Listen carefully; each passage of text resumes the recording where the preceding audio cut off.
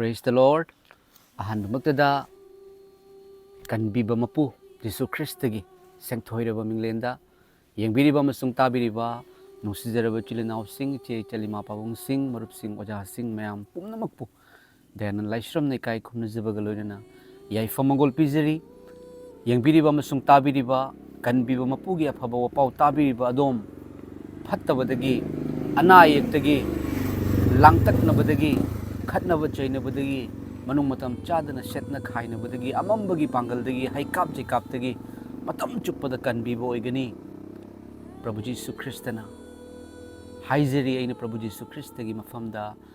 Kanbiba Mapugi YouTube channel dagi afaba wapau butabiriba adom da henna thawai asingbagi pangal lakpo oisanu henna ishorna loinabiba oisanu punsi nungsang banada yektaba tekta kaidaba oisanu haiduna Prabhu Jesu gi mafamda aina prathana kachari Amen. Mayam ngasi yamna athoiba nungsiba matik leba wahi amakak ay phongdoksarake mayam ngasigi topic ti Prabhu Jesu Christa mahakasi akhoi mioibabu achumba lambida pubirakpa mapuni mahak thajubadi dharma hongdokpa nate pukning hongjabani haibasini mayam da testimony amakak ay tahanjarake mayam Brazil haiba leibak aduda Leandro di Siza haina nupa amakak lerame haiba nupa si mayam mafam aduda Brazil da tattoo man hairaga khangne amhaki masada ko magi masada makok mamai masa apumba da full body siga tattoo se loina hakchan ba yaksan ba haiba misaka se amasung mahaga si khogi ishorgi nungsiba phangdana haiba tai mahaki punsi se lelamme ba mahaki masada yengbiu mayam asida uriba photo se ase yengbiu asida mahana masada yektaba mafam leite ko tattoo se yaksan da mafam leite amasung asumaina mase lerami amasung tattoo jega mase aise karigumba amani haibagi wakhan se mahakna khalamme ba aise karigumba amani aise mayam dagi yamna fawa misak amani haina mahakna khalamme mayam tattoo jek pase adubu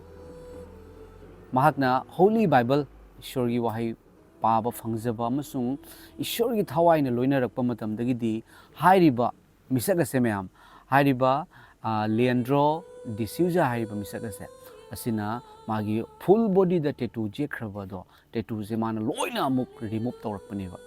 amasung magi masada leramba tattoo se remove tawrakpa haibase mayam tarai ba natte kayara khanna ma se injection kaptana kayara khanna mangonda akogi ray phujallaga ma se lauthorakpani mayam amasung adugi matungda mahaki saktam se yengbiu hana tattoo ye ingi matamga amasung hojikka yengbiu yam khenaba mane mayam asigi matangda aikoina Holy Bible da sumtai madudi aikoi ishorna haibadi taibang malem laishembi mapuna aikoi mioi base ase sembirakpa matamda mahakki mitau launa semi haibani mahakki mitau manna mahak manna sembi ki ko amasung mioi base sembiraba matungda aikoida hakchang loina kayat se pahalalaba matungda ishorna aikoi se yamna nungsina mahakki thaurang adu mapung fare haiduna ishorna aikoi bu sembibani ado hairiba laishembi mapu mana sembirakpa aikoida loina kayat palalaga aikoina amuk injection ba khutta kaktatna khotatna tawbuse se ishorgi aning manate badune me se ishorgi aning manate aikoina ishorgi thaurang adu mapung fadabagumna aikoina mu injection bado aikoi taibang panbagi miyoiba kharanadi yam phaje haina khalli tattoo yega adu ishorgi mitengdadi mado afaba nate phajaba nate maramdi ishorna already aikoida mahaki khusem oina thabirakhrabane ba mayam aduna haiba misaka se Brazil haiba mafam aduda tattoo man haina khangnaram pase yengbiu mayam asinani Prabhu Jesu Christa se mahak mi semba mi se khoi se achumba lambida pubirakpa mapuni mahakna Bible da kari hai mahakna kari hai waraba potlum puraba thabakana suba choktharaba sing pumnamak ingonda lau aina potan bi ge haibdo haiba misak aduna tattoo se magi mapunsida mahakna lauthoroidabane ba madum yekhraga dawne ba mayam akoigi kaino maya ka pana yeido ubada ma se different ma oirabane ba adubu ishorgi pangal lakpa matamdagidi mahaki mangonda will power ama lae ai lauthokani naarasu nana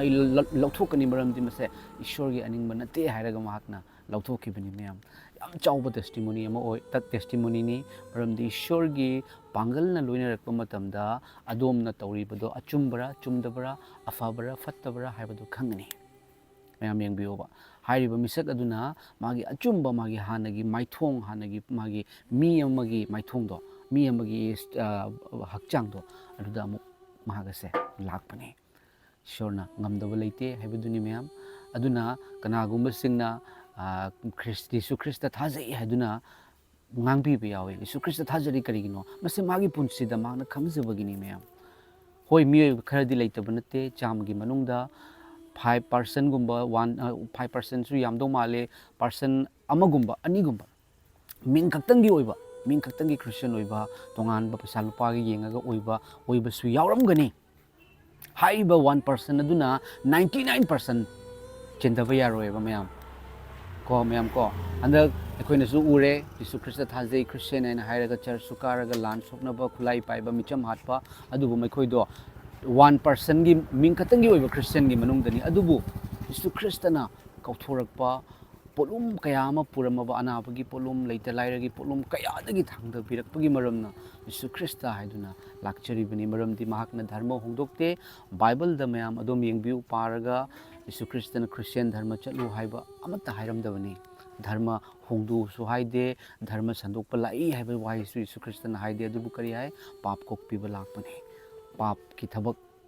ꯑꯩꯈꯣꯏꯅ ꯄꯥꯞ ꯆꯦꯟꯕꯒꯤ ꯃꯔꯝꯅ ꯄꯥꯞꯀꯤ ꯊꯕꯛ ꯇꯧꯏ ꯍꯥꯏꯔꯤꯕ ꯄꯥꯞꯇꯨ ꯂꯧꯊꯣꯛꯈ꯭ꯔꯕ ꯃꯇꯨꯡꯗ ꯃꯍꯥꯛꯀꯤ ꯄꯥꯞꯀꯤ ꯊꯕꯛ ꯑꯗꯣ ꯃꯊꯟꯇ ꯂꯦꯞꯈꯤꯒꯅꯤ ꯍꯥꯏꯕꯅꯦꯕ ꯃꯌꯥꯝ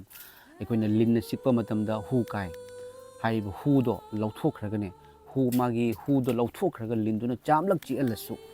ꯃꯥꯒꯤ ꯍꯨ ꯀꯥꯔꯔꯣꯏ ꯍꯨ ꯆꯪꯉꯔꯣꯏ ꯑꯁꯤꯅꯤ ꯏꯁꯣꯔꯅ ꯍꯥꯏꯕꯤꯕꯁꯦ ꯑꯩꯈꯣꯏꯒꯤ ꯄꯥꯞꯀꯤ ꯃꯔꯨ ꯑꯗꯣ ꯌꯦꯁꯨ ꯈ꯭ꯔꯤꯁꯇꯅ ꯀꯜꯚꯥꯔꯤꯒꯤ ꯀ꯭ꯔꯣꯁꯇ ꯂꯧꯊꯣꯛꯄꯤꯕꯅꯤ ꯑꯃꯁꯨꯡ ꯊꯥꯖꯕ ꯃꯉꯣꯟꯗ ꯑꯉꯛꯄ ꯄꯥꯡꯒꯜ ꯐꯪꯒꯅꯤ ꯑꯆꯨꯝꯕ ꯂꯝꯕꯤꯗ ꯂꯝꯖꯤꯡꯉꯛꯀꯅꯤ ꯃꯌꯥꯝ ꯊꯥꯖꯔꯒ ꯌꯦꯡꯕꯤꯌꯨ ꯌꯦꯁꯨ ꯈ꯭ꯔꯤꯁꯇ ꯊꯥꯖꯁꯟꯅꯕ ꯅꯠꯇꯦ ꯃꯤꯒꯤ ꯃꯃꯥꯡꯗ ꯅꯠꯇꯦ ꯈ꯭ꯔꯤꯁꯇꯤꯌꯟ ꯑꯣꯏꯔꯦ ꯍꯥꯏꯅ ꯍꯥꯏꯅꯕ ꯅꯠꯇꯦ ꯌꯦꯁꯨ ꯈ꯭ꯔꯤꯁꯇꯒ ꯑꯗꯣꯝꯒ ꯃꯄꯥ ꯃꯆꯥꯒꯤ ꯃꯔꯤ ꯂꯩꯕꯤꯌꯨꯕ ꯑꯗꯣꯝꯒꯤ ꯉꯝꯃꯝꯗꯕꯗꯣ ꯉꯝꯃꯛꯀꯅꯦꯕ ꯑꯗꯣꯝꯅ ꯇꯧꯔꯝꯕ ꯐꯠꯇꯕ ꯊꯕꯛ ꯊꯥꯗꯣꯛꯈꯤꯒꯅꯦꯕ ꯃꯌꯥꯝ ꯐꯠꯇꯕꯗ ꯇꯨꯀꯠꯆꯔꯛꯀꯅꯤ ꯐꯠꯇꯕꯁꯦ ꯑꯗꯣꯝꯅ ꯎꯔꯒ ꯇꯥꯔꯒ ꯑꯣꯟꯅꯤꯡꯉꯛꯀꯅꯦꯕ ꯃꯔꯝꯗꯤ ꯑꯗꯣꯝꯗ ꯂꯩꯔꯤꯕꯁꯦ ꯏꯁꯣꯔꯒꯤ ꯊꯋꯥꯏꯅ ꯑꯗꯣꯝꯒꯤ ꯅꯨꯡꯗ ꯂꯣꯏꯅꯩ ꯍꯥꯏ ꯑꯩꯈꯣꯏꯁꯦ ꯏꯁꯣꯔꯒꯤ ꯁꯪꯅꯤ ꯏꯁꯣꯔꯒꯤ ꯊꯋꯥꯏꯅ ꯑꯩꯈꯣꯏꯒꯤ ꯅꯨꯡꯗ ꯂꯣꯏꯅꯩ ꯍꯥꯏꯕ ꯈꯪꯗ꯭ꯔꯥ ꯏꯁꯣꯔꯒꯤ ꯊꯋꯥꯏꯅ ꯑꯗꯣꯝꯒꯤ ꯅꯨꯡꯗ ꯂꯣꯏꯅꯔꯛꯄ ꯃꯇꯝꯗ ꯐꯠꯇꯕꯒꯤ ꯊꯕꯛꯁꯤꯡ ꯑꯗꯣ ꯑꯗꯣꯝꯅ ꯍꯩꯅꯔꯔꯣꯏꯕ ꯑꯩꯒꯤ ꯄꯨꯟꯁꯤꯗ ꯉꯥꯡꯖꯔꯤꯕ ꯑꯩꯒꯤ ꯄꯨꯟꯁꯤꯗ ꯑꯩꯅ ꯃꯃꯥꯡꯗ ꯇꯧꯔꯝꯕ ꯐꯠꯇꯕꯒꯤ ꯊꯕꯛꯁꯤꯡ ꯍꯧꯖꯤꯛ ꯅꯤꯡꯁꯤꯡꯕ ꯃꯇꯝꯗ ꯑꯀꯤꯕ ꯐꯥꯎꯏ ꯇꯨꯀꯠꯆꯕ ꯐꯥꯎꯏ ꯃꯌꯥꯝ ꯑꯩ ꯍꯪꯒꯣꯏꯕ ꯐꯥꯎꯏ ꯑꯗꯨꯕꯨ ꯃꯇꯝꯗꯨꯒꯗꯤ ꯌꯥꯝꯅ ꯐꯩ ꯍꯥꯏꯅ ꯈꯜꯂꯝꯃꯤꯅꯤ ꯄ꯭ꯔꯚꯨ ꯖꯤꯁꯨ ꯈ꯭ꯔꯤꯁꯇ ꯈꯪꯉꯝꯗꯕ ꯇꯥꯔꯒꯗꯤ ꯉꯁꯤꯁꯨ ꯐꯠꯇꯕ ꯂꯝꯕꯤꯗ ꯆꯠꯇꯨꯅ ꯂꯩꯔꯝꯒꯅꯦꯕ ꯑꯗꯨꯕꯨ ꯌꯦꯁꯨ ꯈ꯭ꯔꯤꯁꯇ ꯊꯥꯖꯕ ꯏꯄꯥ ꯏꯁꯣꯔꯅ ꯑꯩꯒꯤ ꯅꯨꯡꯗ ꯂꯣꯏꯅꯕꯤꯕꯒꯤ ꯃꯔꯝꯅ ꯐꯠꯇꯕꯒꯤ ꯊꯕꯛ ꯊꯥꯗꯣꯛꯈ꯭ꯔꯦ ꯑꯩꯈꯣꯏꯒꯤ ꯃꯇꯩ ꯃꯅꯥꯎ ꯈꯠꯅꯕ ꯈꯝꯍꯟꯅꯕ ꯊꯥꯗꯣꯛꯈ꯭ꯔꯦ ꯃꯌꯥꯝ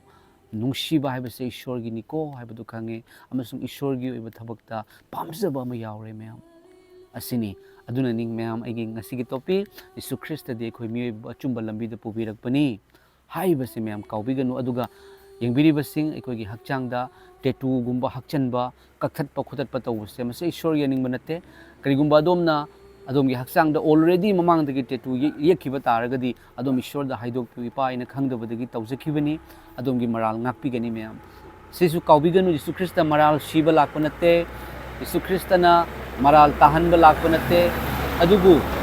ꯃꯍꯥꯛꯅ ꯆꯨꯝꯍꯟꯕꯤꯕ ꯂꯥꯛꯄꯅꯤ ꯀꯟꯕꯤꯕ ꯂꯥꯛꯄꯅꯤ ꯌꯦꯁꯨ ꯈ꯭ꯔꯤꯁꯇ ꯃꯍꯥꯛ ꯀꯟꯕꯤꯕꯒꯤ ꯃꯄꯨꯅꯤ ꯃꯌꯥꯝ ꯑꯗꯣꯝꯅ ꯇꯦꯇꯨ ꯌꯦꯛꯈ꯭ꯔꯦ ꯑꯗꯨꯕꯨ ꯏꯁꯣꯔꯗ ꯍꯥꯏꯗꯣꯛꯄꯤꯌꯨ ꯍꯥꯏꯗꯣꯛꯄ ꯃꯇꯝꯗ ꯑꯗꯣꯝꯒꯤ ꯃꯔꯥꯜ ꯀꯣꯛꯀꯅꯤ ꯑꯗꯣꯝꯅ ꯐꯠꯇꯕ ꯑꯃ ꯇꯧꯈ꯭ꯔꯦ ꯑꯩ ꯏꯄꯥ ꯑꯩ ꯂꯥꯟꯈ꯭ꯔꯦ ꯍꯥꯏꯅ ꯑꯗꯣꯝꯒꯤ ꯅꯔꯥꯜ ꯍꯥꯏꯗꯣꯛꯆꯧ ꯑꯗꯨꯒ ꯃꯇꯨꯡꯗ ꯑꯃꯨꯛ ꯍꯟꯅ ꯇꯧꯒꯦ ꯍꯥꯏꯅ ꯈꯟꯒꯅꯨ ꯏꯁꯣꯔꯅ ꯑꯗꯣꯝꯕꯨ ꯀꯣꯛꯄꯤꯒꯅꯤ ꯃꯌꯥꯝ ꯌꯦꯁꯨ ꯈ꯭ꯔꯤꯁꯇ ꯃꯍꯥꯛ ꯀꯣꯛꯄꯤꯕꯒꯤ ꯃꯄꯨꯅꯤ ꯀꯥꯎꯕꯤꯒꯅꯨ ꯃꯄꯨꯟꯁꯤ ꯆꯨꯞꯄꯗ ꯐꯠꯇꯕꯇ ꯇꯧꯔꯕ ꯍꯨꯔꯥꯟꯕ ꯃꯌꯥꯝ ꯑꯅꯤꯈꯛ ꯃꯇꯥꯏꯗ ꯄꯥꯡ ꯇꯤꯡꯕꯗꯨ ꯌꯦꯁꯨ ꯈ꯭ꯔꯤꯁꯇꯒꯤ ꯃꯇꯥꯏꯗ ꯍꯨꯔꯥꯟꯕ ꯍꯥꯠꯇꯣꯛꯄ ꯌꯥꯔꯕ ꯍꯥꯠꯄꯒꯤ ꯗꯟꯗꯤ ꯐꯪꯉꯕ ꯑꯅꯤꯒꯤ ꯃꯔꯛꯇ ꯑꯃꯅ ꯒꯨꯔꯨ ꯅꯪꯅ ꯏꯁꯣꯔꯒꯤ ꯅꯤꯡꯊꯧ ꯂꯩꯕꯥꯛꯇ ꯆꯪꯕꯗ ꯑꯩꯕꯨꯁꯨ ꯅꯤꯡꯁꯤꯡꯕꯤꯌꯨ ꯍꯥꯏꯅ ꯃꯥꯒꯤ ꯁꯤꯔꯝꯗꯥꯏ ꯃꯇꯝꯗ ꯍꯨꯔꯥꯟꯕ ꯃꯍꯥꯛ ꯑꯗꯣ ꯃꯥꯅ ꯊꯥꯖꯈꯤꯕ ꯃꯇꯝꯗ ꯄꯨꯛꯅꯤꯡ ꯍꯣꯡꯖꯕ ꯃꯇꯝꯗ ꯌꯦꯁꯨ ꯈ꯭ꯔꯤꯁꯇꯗ ꯁꯤꯔꯝꯗꯥꯏ ꯐꯥꯎꯕꯗ ꯊꯥꯖꯕ ꯃꯇꯝꯗ ꯌꯦꯁꯨ ꯈ꯭ꯔꯤꯁꯇꯅ ꯍꯥꯏ ꯑꯩꯅ ꯋꯥꯁꯛꯇꯨꯅ ꯍꯥꯏꯔꯤ ꯉꯁꯤꯃꯛ ꯅꯪ ꯑꯩꯒ ꯂꯣꯏꯅꯅ ꯄꯦꯔꯥꯗꯥꯏꯁꯇ ꯆꯠꯀꯅꯤ ꯃꯄꯨꯟꯁꯤ ꯆꯨꯞꯄ ꯍꯨꯔꯥꯜꯂꯛꯄꯗꯣ ꯃꯤꯀꯨꯞ ꯑꯃꯗ mahangonda salvation aran ko bam pibiki adomgi pap adomgi polum mahakna thangdabigani adomna pap tawkhre haiduna langtatnaribra changbiu Jesu Christa da aingonda lau haina kawrise Christian dharma changu haiba nate Christian hairibase Antiochia hariba mafam aduda Yehudi sing Pharisi sing Jesu Christa yadaba mi singna thon khibane Masidi dharma gi mawongda oina chatuna rule and regulation Jesu Christa na wayan yathang thungan biraga 10 commandment ado yathang ani khakta da punsan birabani Jesu Christa na Bible da haidra mayam Jesu Christa na ahan bada nekoina nekogi thamoy apumba thawai apumba masung pukning apumba na Yehova ipa Ishwar bu nungsigadabani masi ahan ba masung khwaidagi chawwa yathang ne aduga ani suba dudi asigumani nahakna nahakki yumlo na babuna samakum nungsigadabani wayan yathang da masung wa takthokpa mi singi wahai adu yathang ani asida suple aiduna Jesu Christa na haibirabani Calvary gi cross da pang tingduna mayam maramaduna Jesu Christa na khoida kawribase wahan no bagi nate pothabagi punsi aduni adubu aikoina chatliba lambi se sargagi ipa Ishwargi manakta lambi oibagi maramna phattabana kalai phattabana yengthi amasung phaiba phattabado aduna kanagumba singi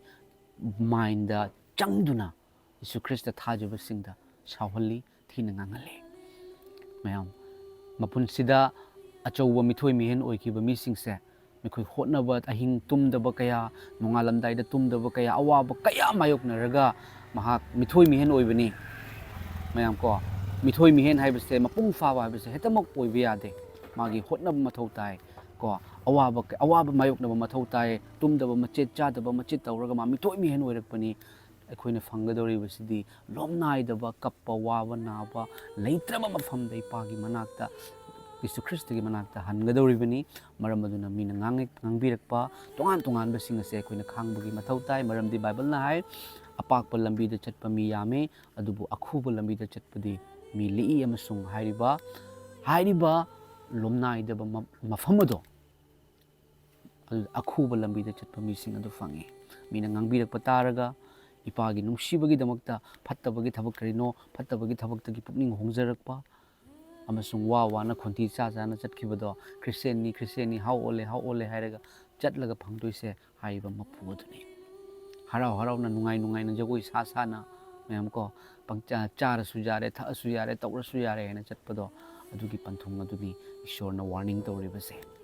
ꯊꯥꯒꯠꯆꯔꯤ ꯃꯌꯥꯝ ꯏꯁꯣꯔꯅ ꯇꯥꯈ꯭ꯔꯕ ꯑꯗꯣꯝꯒꯤ ꯄꯨꯟꯁꯤꯗ ꯃꯔꯥꯡ ꯀꯥꯏꯕ blessing ꯂꯥꯛꯄ ꯑꯣꯏꯁꯅꯨ ꯊꯧꯖꯥꯜ ꯍꯩꯊꯕꯤꯕ ꯑꯣꯏꯁꯅꯨ ꯑꯗꯣꯝꯒꯤ ꯄꯨꯟꯁꯤꯗꯒꯤ ꯄꯣꯠꯂꯨꯝ ꯂꯩꯔꯝꯕ ꯇꯥꯔꯒꯁꯨ ꯊꯥꯡꯗꯕ ꯑꯣꯏꯁꯅꯨ ꯑꯗꯨꯕꯨ ꯑꯍꯥꯟꯕꯗ ꯑꯗꯣꯝꯒꯤ ꯄꯨꯟꯁꯤ ꯄ꯭ꯔꯚꯨ ꯖꯤꯁꯨ ꯈ꯭ꯔꯤꯁꯇꯗ ꯁꯤꯟꯅꯕꯤꯌꯨ